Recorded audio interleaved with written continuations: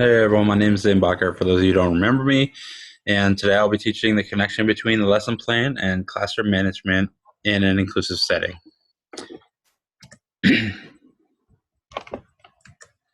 So, this first slide here, you'll see a couple with asterisks. They are basically to serve as a learning aid, and since I'm doing lesson plans, I kind of wanted to show you a lesson plan in a way. So this would be my introduction slide that I would use, and those are what we're going to learn.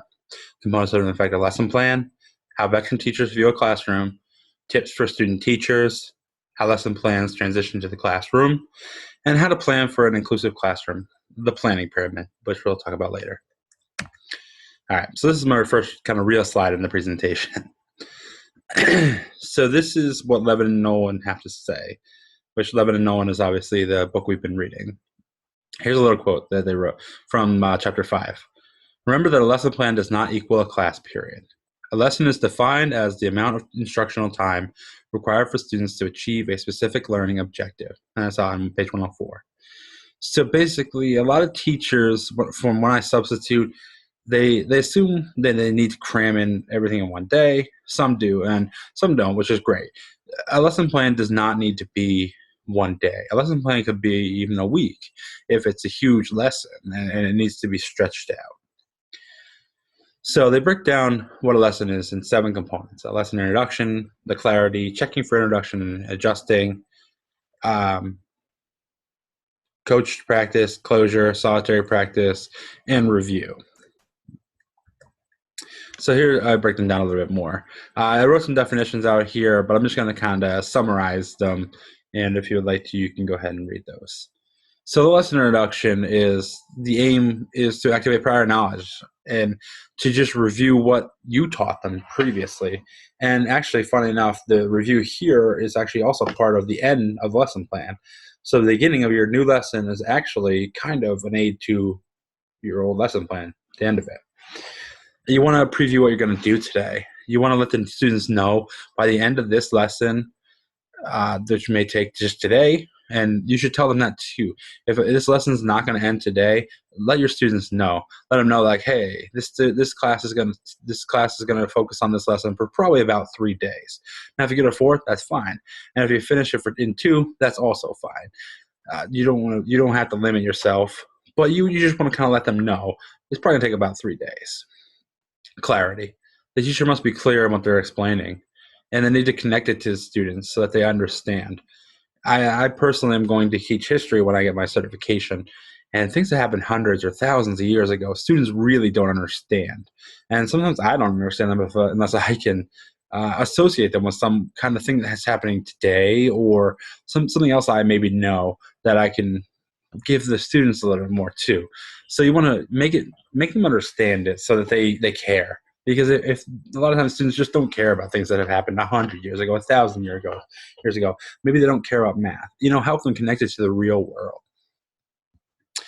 And checking for understanding and adjusting. As you go, you want to kind of check and make sure your students are understanding it. This could come in like stopping and handing out a worksheet. This could come in stopping and asking questions. Whatever way you do it, you want to make sure that your students understand.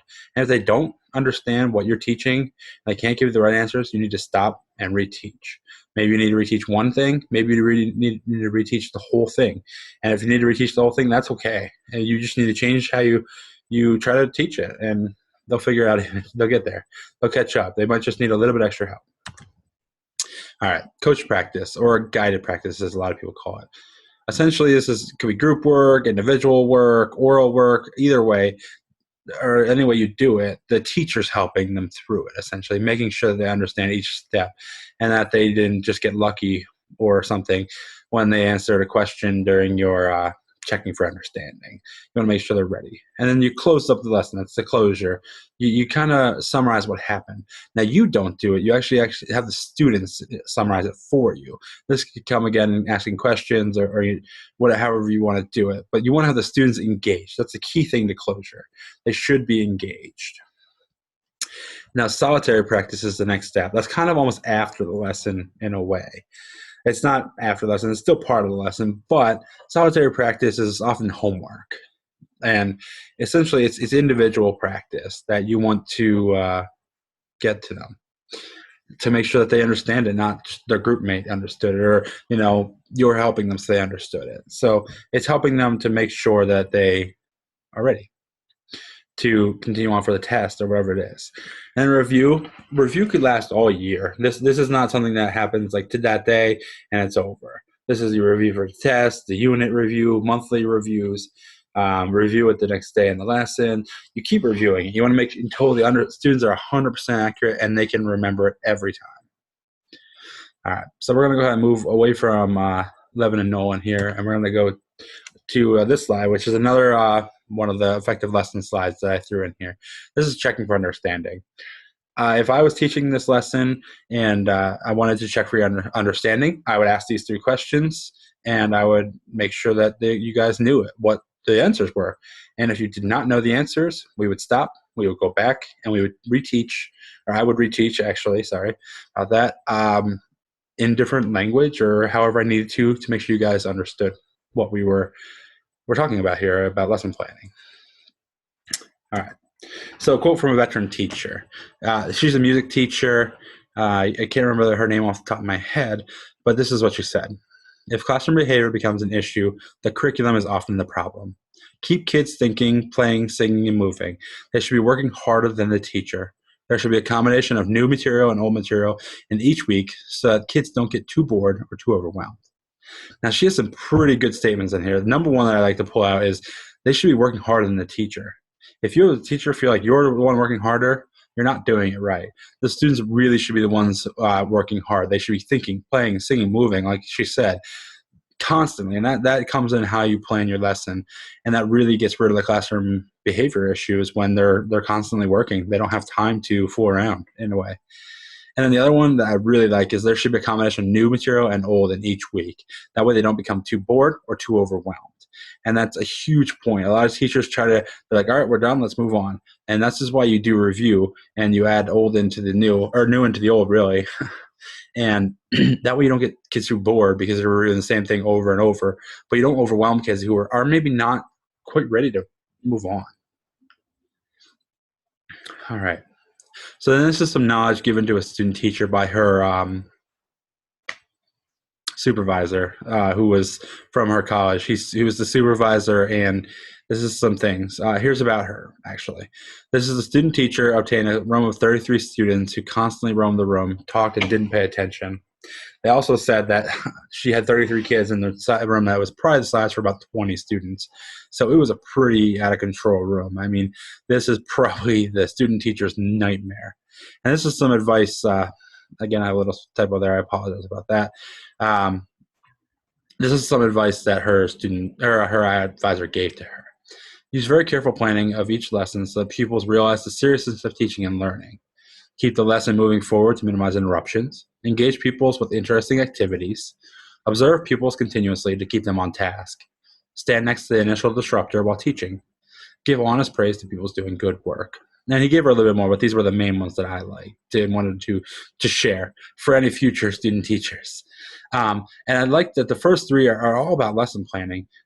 Plan that they understand the importance of education. A lot of students don't, and that's the thing. They don't care because they don't understand why teaching and learning is so important. So you really need to, give them a reason. Like I said, associate it to something they understand and why they're going to need this in life. Keep it moving forward. Sequence activities so that you're just continually keeping them engaged. And that's the next one. Engage pupils with interesting activities. They all link together. And then you want to continuously observe, and you want to, keep yourself close to the disruptor. That might stop them. Lesson plans are not perfect. This is my big question. I really wanted to know what what the research said about that. How do lesson plans transition to the classroom? So let me read this quote from Lian Takahashi. Although lesson plans do not specify and clarify such assumptions, those assumptions being that students have prior knowledge, they become communicative resources because the plans offer the conceptual and practical anchors through which teachers estimate the goodness and adequacy of particular teaching practices. A successful lesson implies that what happened was within the parameter of what the lesson prescribed. Even when a lesson goes awry, The lesson plan can be a frame of reference through which teaching practices are problematized and alternative methods are sought out. So essentially, you don't have to follow a lesson plan to a T for it to be effective. You can learn from your mistakes and add in things for future reference, to correct those situations. As a new teacher, you should always have a backup plan. That's something I was taught from a previous advisor for one of my classes, and always make sure, like, maybe the technology is not going to work that day. You better have something to teach. You can't just not teach them because your smartboard doesn't work that day. So be ready, and also have a plan in place of how to handle behavior issues. That's a big thing. Some people don't do that, and even as a student teacher, you should have that down. All right, I'm going to move forward to the last major portion, and that's how to plan for an inclusive classroom. This is the planning pyramid I talked about before, and if you want to notice the 3 different levels and the 5 points of the thing, and I will break those down a little more. The points of entry, which are those 5 points: students, teacher, topic, setting, and instructional practices. When planning for instruction, teachers consider how each point of entry might influence the learning experience. So essentially, what's the student? Is it a student with a GIP? Is it a student with autism? Me, I'm the teacher. Obviously, I know everything about myself, but you need to consider that too when you're planning. How can you teach? What's the best way you teach? The topic. You need to consider the topic, because the topic is going to change your lesson plan every time. The setting. Are you in your classroom? How's this classroom set up? Everything. And then instructional practices. We'll go over that in a little bit. So degrees of learning. Those were the 3 scales, the 3 tiers. The bottom tier was number 1, and that's what aspects of this instructional unit do I want all my students to learn. Number 2, what do I want most students to learn? That was the middle section. And the top section is number 3, whatever information will a few students learn. So really that number 1 is everyone in the class needs to learn this. Number 2 is most of them do. And number 3 is maybe a few of them, but that maybe no one hits that point. Like I said, the GIP student might be up in the top, and that student with autism might be in the bottom. But I want to caution you to not, and they also cautioned to not keep someone in that statistic. Don't assume that that student with autism will always be in the bottom. He might be in the top, and that student with the GIP might, for some reason, be that day in the bottom. And that's okay. It's just kind of setting you up so that you have the 3 different levels. And this is how they tell you to plan. The lesson overview is the first thing you should do. And basically, you consider your points of entry. And you want to know, you assess all of them before you even start planning. Then you check out your degrees of learning, and you want to identify concepts for each learning level. Essentially, what do you want them to learn? What's the concept? And make sure you state standards. They definitely emphasize that. And number 3 is the instructional strategies. Which ones will you use? Are you going to use groups? And maybe pick those groups beforehand, because they recommended that, because that gets rid of the one classroom management behavior, which is groups. Groups can be really rough. So if you pick it beforehand, then it's not an issue. And then you come up to the sequence of activities. You want to actually list out the sequence of activities on your lesson plan. That's one thing that a lot of people don't do, and that's what gets them in trouble when substitutes are in. Even one themselves, because maybe they forget one of the activities, or they get out of order, and then things don't make sense. So list them down. And then evaluation. How are you going to evaluate your students, essentially? And all 3 tiers. And then reflection. Finally, once you've actually taught the lesson, you want to go back and see what worked, what didn't work. How can you change it for the future that it will work? And how can you change your pyramid levels and your everything like that? And maybe reinstate it and do a different version of it. And if it worked, keep it, and just keep it the same and change the lesson topic. All right, so moving on here. This is another one of the representation parts of an effective lesson. This will be the coached practice section. Essentially, I chose to do a worksheet. It doesn't have to be a worksheet. Sometimes I create games or whatever it is. And I hand out the worksheet to the groups and have them do it in groups. And then I walk around the room and help them. I didn't actually create one because I'm not actually handing them out to you guys, but that is what I would do in this section. Then we do the closure and we review the day. This lesson specifically, it's a short one, so it would be one that we do in a day. So what are the elements of the exceptional lesson plan? We have all these questions. And then number 3, as you can see, this is wait for all answers to be given. And I write that down not only for myself, but if I'm sick that day. That way the substitute knows. And these would be, I asked them out loud to make sure that the students are engaged in this closure. And then here's my solitary practice. I had one mess up there. I would not have them work in groups. I apologize about that. I just saw that. That's weird. I meant individually. I don't know why I wrote groups. So yeah, have them working individually, and if they get done in class, great. If not, it's homework. And I want to advise here to check your homework. If you give homework, it needs to be checked, or students are not going to learn from it because they don't want to do it. They might just not do it. So check it and get it back to them ASAP so that they don't make mistakes continually, and so that they don't assume that they're messing something up and they're actually doing it right. And finally, there's the review. And this is not just that day. This is, like I said, it could be the end of the year. So make sure to review weekly to ensure long-term memory is activated so students remember the material. That's one key thing I want you guys to really remember. All right, so we've come to our final review here. So we had Levin and Nolan who gave us our lesson introduction, clarity, checking for introduction and understanding, coach practice, closure, solitary practice, and review. A great scheme for lesson planning. Then we had how veteran teachers view a classroom. And she truly viewed it that the students should be tired of the teacher, which is a good thing. And she said that they should be constantly engaged. And actually the guy that gave advice for his student teacher, he also gave pretty much the same things. Lesson plans that the students, the only thing he said differently was that make sure the students know the importance and then keep them engaged. Those were the two main things he really wanted to do. Those were the most important things he gave. And lesson plans transition from to the classroom. It's not always perfect, but that's okay, because the structure of it is going to give you enough to keep it in control, and that's the main purpose of why you have a lesson plan. And if you have enough plan in that lesson plan, you're going to diminish by a lot your management problems in the classroom. Finally, we finish up with how to plan an inclusive classroom, the planning pyramid, and that's just really you plan your lesson plan, but in order to the accommodations that you need to do, you do the pyramid and you give 3 levels of what, you want everyone to get this level, even with accommodations if they have to. The middle level, hopefully most people get that. And the top level, some might get that.